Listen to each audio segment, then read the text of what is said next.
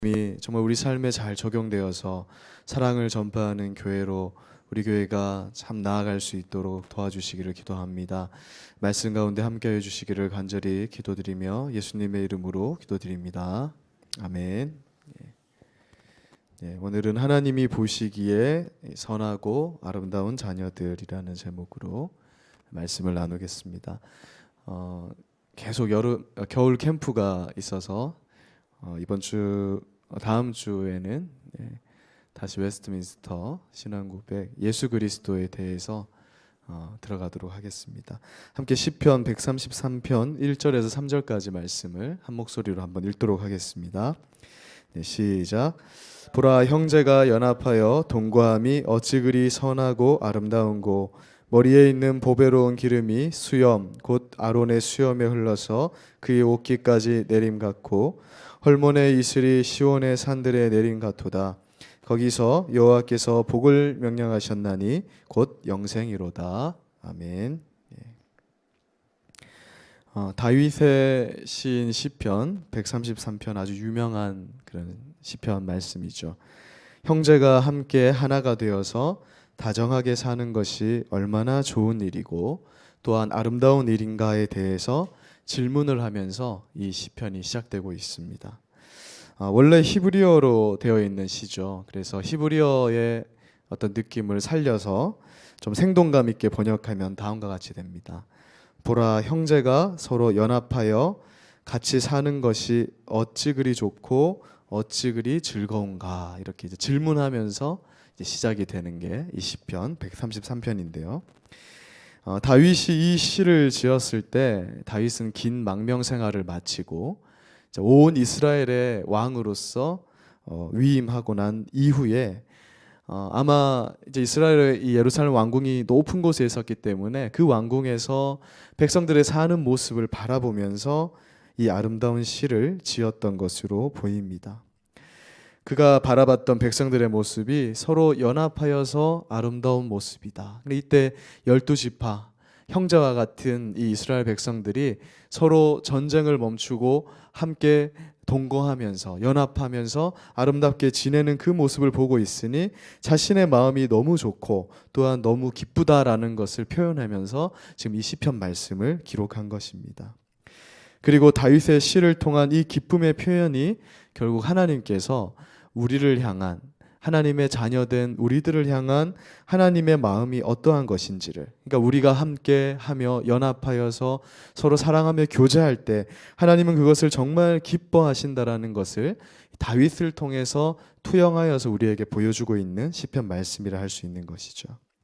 하나님께서 하나님의 자녀들이 서로 연합하여서 같이 사는 모습을 볼 때 아버지가 자식들을 잘 사는 것을 보면서 기뻐하는 것과 같이 그렇게 기뻐하신다라는 것이 이 시편의 큰 주제라고 할 수 있는 것입니다.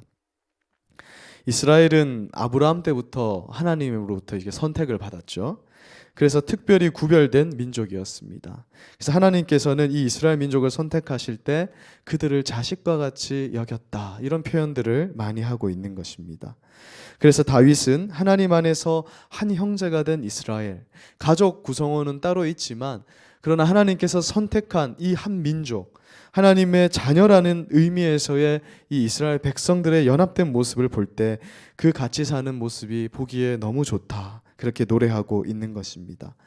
아버지가 한 분이다.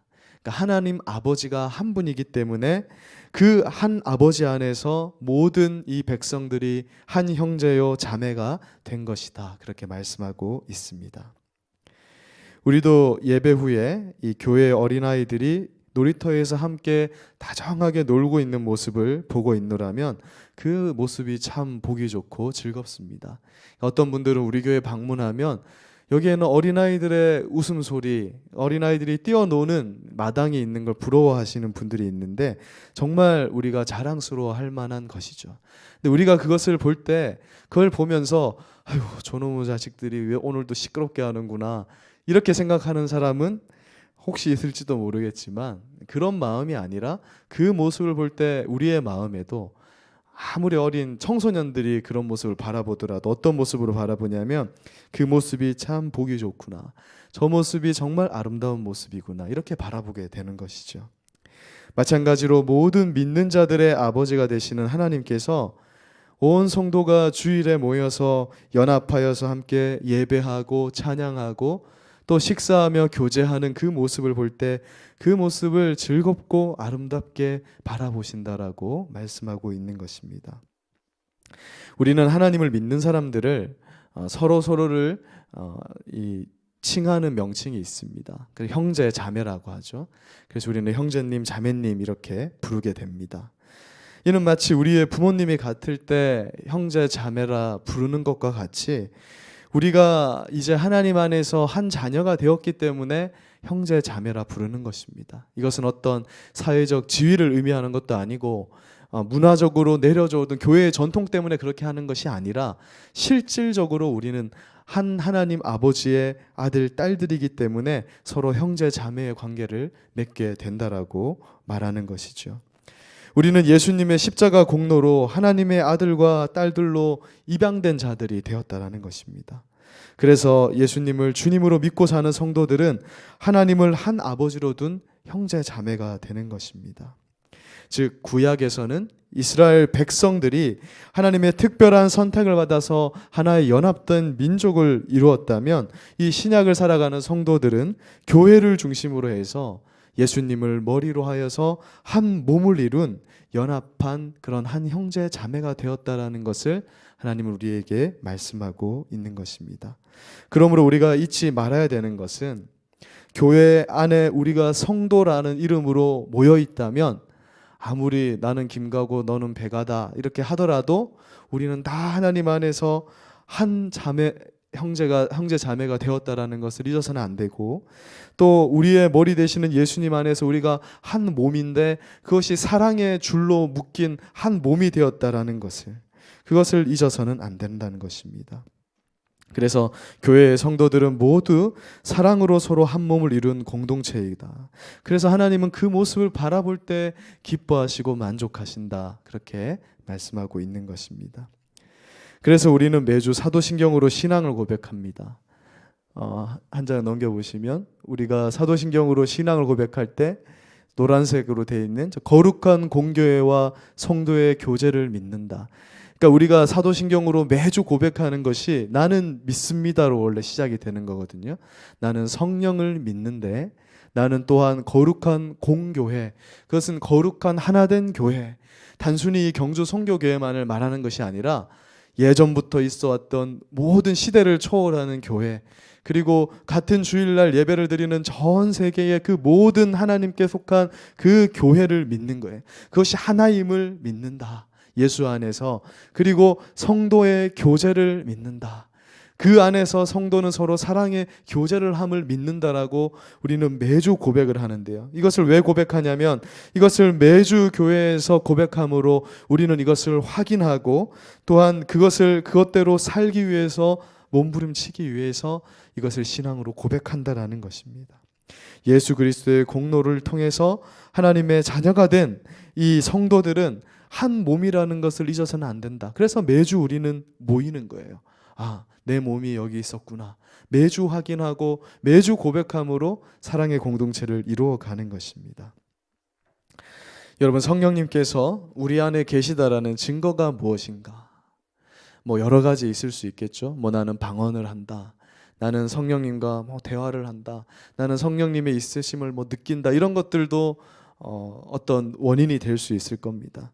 그러나 그것은 하나의 주관적인 개념일 뿐이죠. 성경에서 말하고 있는 성령의 역사하심 증거는 갈라디아서 4장 6절에서 말씀하고 있습니다. 우리 갈라디아서 4장 6절 말씀을 한번 읽겠습니다. 시작.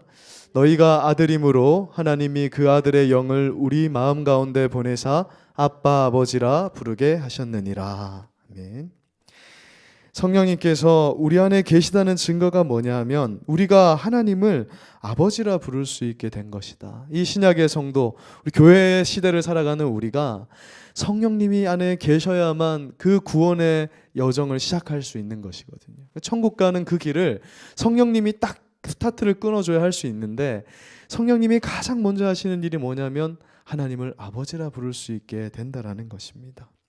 이것은 어떤 사람들이 그냥 개념적으로 옆에 사람이 하니까 이렇게 해서 부르는 것이 아니라 정말 내 마음에 나도 모르게 어느 순간 하나님을 정말 아버지와 같은 존재로 입술로도 아버지라고 고백하게 되는데, 그렇게 하는 자들은 그 안에 성령이 계시는 거다. 왜냐하면 하나님께서 아버지의 영, 예수의 영, 즉 성령님이 그 안에 있는 자들만 하나님을 아빠 아버지라고 부를 수 있게 하셨다라고 말씀하고 있기 때문에 그런 거예요. 그런데 왜 이런 이 명칭을 주시는가? 왜 아버지라 부를 수 있게 하시는가? 우리가 하나님의 자녀가 되었다는 것인데, 그 뜻은 이제 하나님을 아버지라 부르는 모든 성도들은 다 하나님 아버지를 둔 형제 자매 한 몸이 되었음을 또한 말씀하는 거죠. 그래서 우리 성령님께서 하시는 일 중에 가장 강력한 일 중에 하나는 교회를 하나 되게 하는 일입니다. 성령을 패하는 일은 언제나 교회를 분열되게 하는 것이고, 성령의 역사는 언제나 교회를 사랑으로 하나 되게 하는 것이라는 겁니다. 내일이면 이제 병재 선교사님이 이제 몽골의 학생들을 데리고 옵니다. 그 중에 그리스도인들도 섞여 있다고 했습니다. 우리가 또 단기 선교로 이렇게 가기도 하죠. 이상하게도 우리는 그리스도인들을 만나면 국적이 다른데 묘한 동질감을 느끼게 되는 거예요. 인종도 다르고 언어도 다른데 교회를 다니는 사람들을 만날 때 정말 뭔가 통하는 것들을 느끼게 됩니다. 그것은 한 아버지를 둔 그런 어떤 동질감인 거예요. 분명히 본 적도 없는 사람인데 뭔가가 느껴지는 것은 바로 하나님 아버지, 한 아버지를 둔 한 몸을 이룬 이 성도의 증거적인 모습이라는 것입니다. 지상에 눈에 보이는 교회의 소속은 비록 다를지라도 보이지 않는 저 영원한 하늘의 교회, 그 소속은 같기 때문에 우리는 다 한 몸을 이루고 있어서 어떠한 처음 보는 사람이라도 다른 인종의 사람이라도 만날 때 우리는 하나님의 사랑을 느끼게 되고, 성령께서 하시는 일은 사랑의 띠로 그것을 묶어버리기 때문에 우리가 그러한 사랑의 교제를, 영적 교제를 할 때 그들과 동질감을 느끼게 되는 것입니다. 모든 믿는 자들은 성령님으로 인해서 하나가 되고 사랑으로 온전한 띠를 매게 된다라고 말씀하는 것이죠. 그래서 그리스도인들은 시대와 지역을 초월하여서 예수 그리스도를 머리로 한 몸으로 연합된 자들이다. 그렇게 일컬을 수 있는 것입니다. 이렇듯 예수 안에서 우리는 성령으로 한 몸이 되었고, 그래서 영적으로 한 형제 자매가 되었습니다. 그리고 우리는 앞으로 영원히 하나님 아버지와 함께 연합하여서 선하고 아름답게 하나님 나라에 서게 될 것입니다. 시편 133편 2절에서는 다윗은 하나님의 자녀들이 서로 연합하여서 화목하게 지내는 것이 마치 머리에 있는 보배로운 기름이 수염, 곧 아론의 수염에 흘러서 그의 옷깃까지 내림 같아, 이렇게 노래하고 있습니다. 이 시편에서 묘사되고 있는 아론에게 흐르는 이 부어진 기름은 제사장이나 왕을 세울 때, 선지자나 이런 특정한 하나님의 어떤 직분자들을 세울 때 그 머리에 붓는 기름을 의미하는데, 이 기름은 하나님의 복을 상징하는 겁니다. 즉 하나님의 자녀들이 서로 연합하여서 화목하게 지내는 것은 하나님으로부터 복받는 비결이고 복의 문을 여는 것과 같다라고 말씀하고 있는 거예요. 제사장들이 제사장으로 설 때 기름을 이렇게 붓는데, 여러분 이렇게 우리 세례할 때처럼 이렇게 조금 붓는 것이 아니라 한 병을 그냥 줄줄줄줄 부어버립니다. 그러면 이게 그때는 머리가 길잖아요. 그러면 이 머리를 쫙 적시면서 수염뿐만 아니라 발가락까지 그냥 쫙 적시게 되면서 그 향기가 온통 퍼지게 되는 거예요. 그것이 하나님의 복이 그렇게 끊임없이 흘러내림을 상징하는 것입니다. 그래서 성도 간에 친밀한 교제가 있으면 하나님께서 그것을 복을 끊임없이 부어주는 것을 말씀하고 있는 거예요. 만약 우리가 목장 모임을 한다고 한다면 그 목장에서 사귐과 그 안에서 기도와 또 그 안에서 위로가 있을 때 하나님의 복이 그 목장을 통하여서 줄줄줄줄 흘러내리는, 그렇게 하시겠다라는 약속의 말씀이 바로 이 시편 133편의 말씀인 것입니다. 하나님이 성도의 교제를 얼마나 기뻐하시는가를 볼 수 있는 것이죠. 또한 기름 부음을 받는 자들은 하나님으로부터 특별히 구별되어서 세워지는 자들만 이 기름 부음을 받을 수 있었는데, 그래서 이 기름이 부어졌다라는 것은 또한 복을 상징하고, 두 번째는 이 구별됨을, 거룩함, 구별됨을 상징하는 것입니다. 그래서 우리가 서로 사랑하며 사는 것에 있어서도 구별됨이 필요하다는 거죠.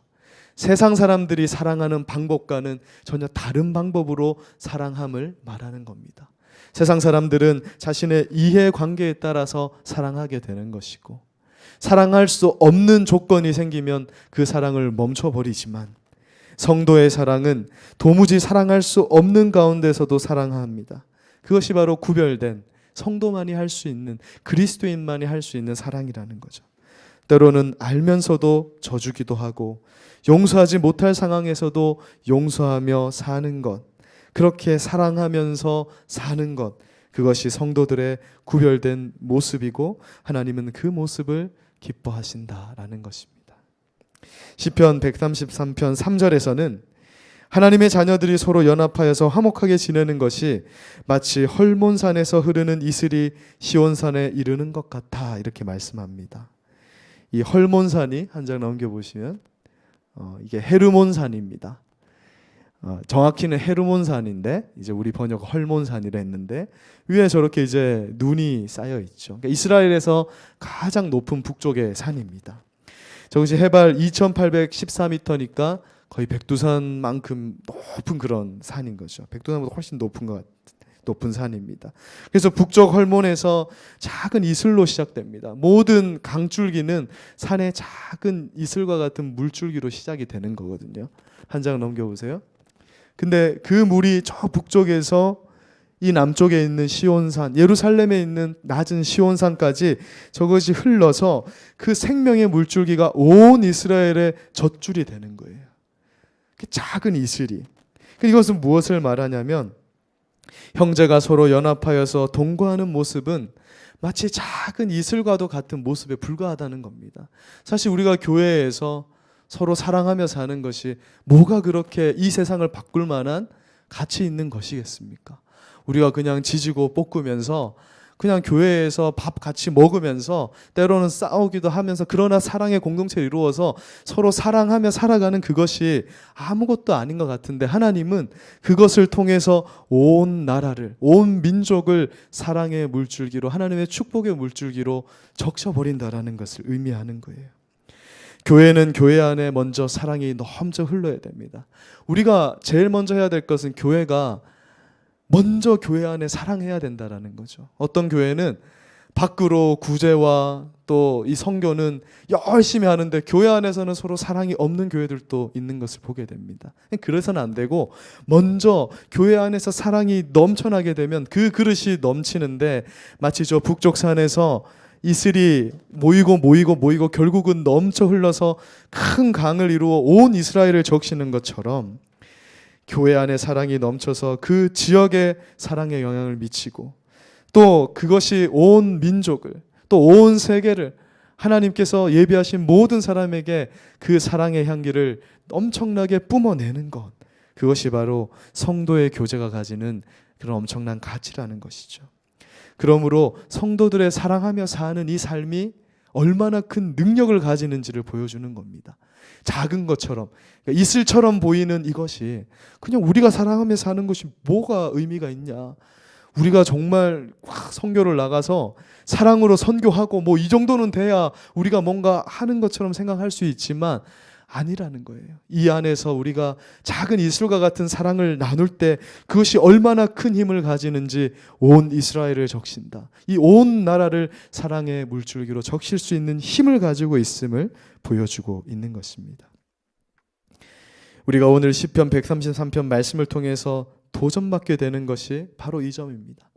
성도가 서로 사랑을 실천하며 사는 것이 하려면 하고 하지 말려면 하지 마는 것이 아니라, 성도라면 마땅한 의무로서 서로 사랑의 한 그릇을 이루는 것이 마땅하다라는 것이죠.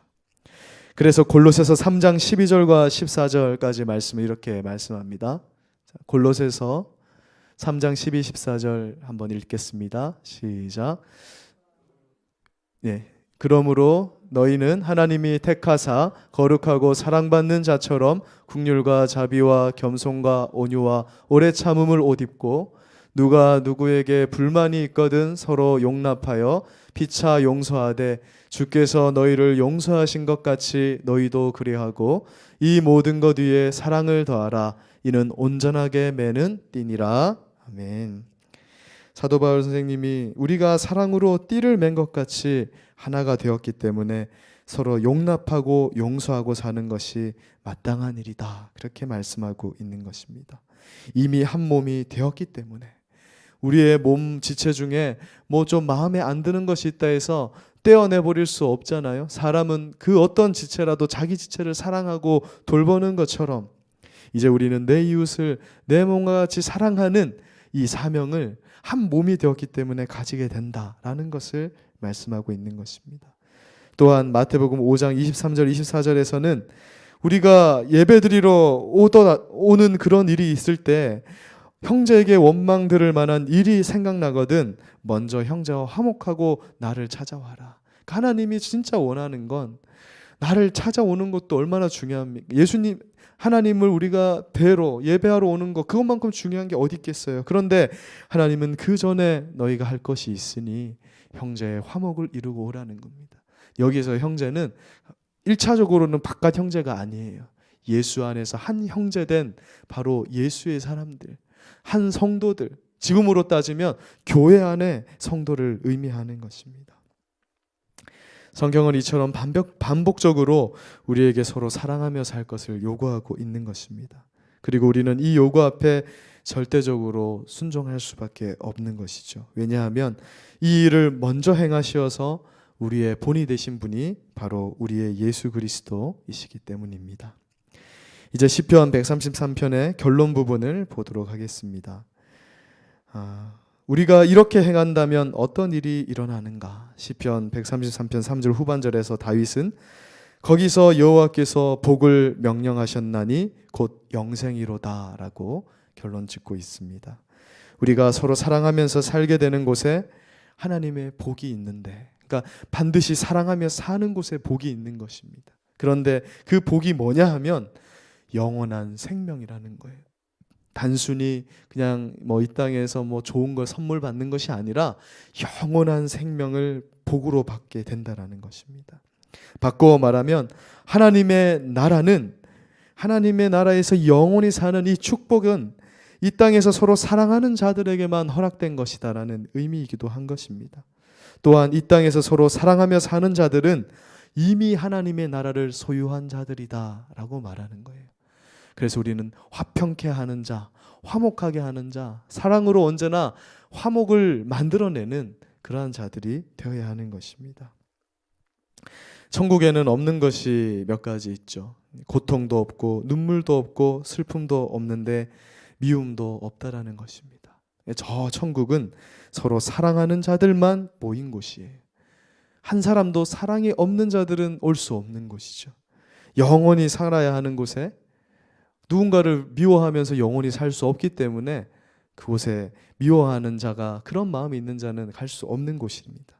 그렇기 때문에 하나님은 언제나 하나님의 자녀들은 서로 연합하여서 사랑하며 살기를 요구하시고, 교회 안에서 그것을 이 땅에서 우리는 연습하면서 결국 하나님 나라 섰을 때는 모든 것을 이해하고 용서하고 화해하며 사랑하며 영원히 살아갈 수 있는 그 훈련을 지금 이 지상의 교회에서 우리가 하면서 이루면서 그렇게 살아가고 있는 것입니다. 말씀을 마무리하겠습니다. 여러분, 교회는 예수님을 머리로 한 몸으로 연합된 성도들이 모여 있는 곳이라 했습니다. 그리고 성도는 하나님을 아버지로 두고 한 형제자매로 모인 분들을 의미한다 했습니다. 그러므로 우리는 연합하여서 서로 사랑하며 함께 먹고 마시며 더불어서 살아야 하는 것입니다.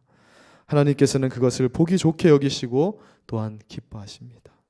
우리가 정말 아버지의 뜻대로 살기를 원하고 아버지의 기쁨이 되기 원한다면 다른 것도 다 중요한데 먼저 해야 할 것이 성도 간의 사랑으로 교제하며 화목하게 하나님 보시기에 기쁘게 그렇게 지내는 것이 아니겠습니까? 오늘 이 말씀 시편 133편 말씀을 기억하시면서 정말 우리 경주 선교교회가 모든 성도님들이 정말 사랑이 넘치고 그 사랑이 모든 아픔과 미움을 집어 삼켜버리는 그러한 교회로 아름답게 이 땅에 세워져 나가도록 함께 기도하시며 나아가시는 저와 여러분 되기를 소망합니다. 제가 한번 기도하고 같이 주님의 이름으로 같이 기도하겠습니다. 제가 먼저 기도하겠습니다. 사랑하는 하나님 아버지, 감사합니다. 오늘 우리에게 이렇게 귀한 시간을 주셔서 시편 133편 말씀을 통해 성도가 서로 교제하며 사랑하며 살아야 하는 원리에 대해서, 또한 이유에 대해서 살펴보게 하시니 감사합니다.